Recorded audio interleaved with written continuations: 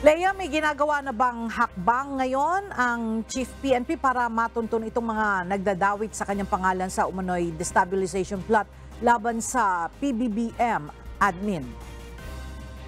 Magandang tanghali sa iyo, Ella. Ipinag-utos na nga nitong si PNP Chief Police General Benjamin Acorda Jr. sa PNP Anti-Cybercrime Group na tukuyin upang agad na masampahan ng kaso ang mga nasa likod ng pagpapakalat ng kanyang litrato at ang mga impormasyon ng tangkang destabilisasyon. Ito'y dahil labis na nasaktan si General Acorda sa Peking Balita na kaisa siya sa planong pagpapababa sa pwesto kay Pangulong Ferdinand Marcos Jr.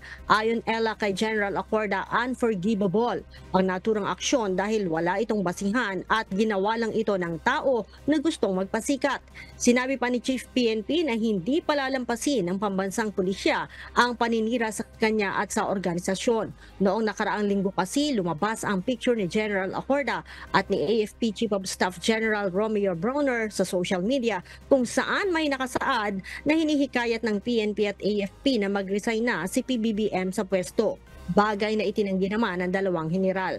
Kaugnay niyan, Ella, hinikayat din ng pinuno ng pambansang pulisya ang buong pwersa ng PNP na magkaisa at mag-focus sa pagbibigay ng serbisyo at proteksyon sa mamamayan.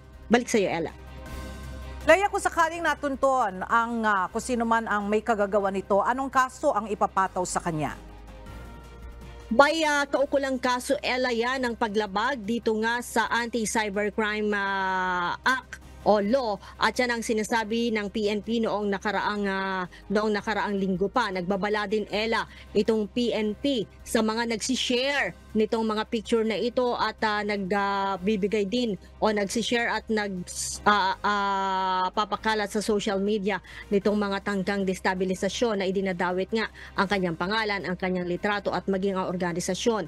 Nilinaw din, Ella, ng PNP na nanatili silang loyal, professional at tapat sa konstitusyon. Ella. Alright, maraming salamat, Lea Ilagan.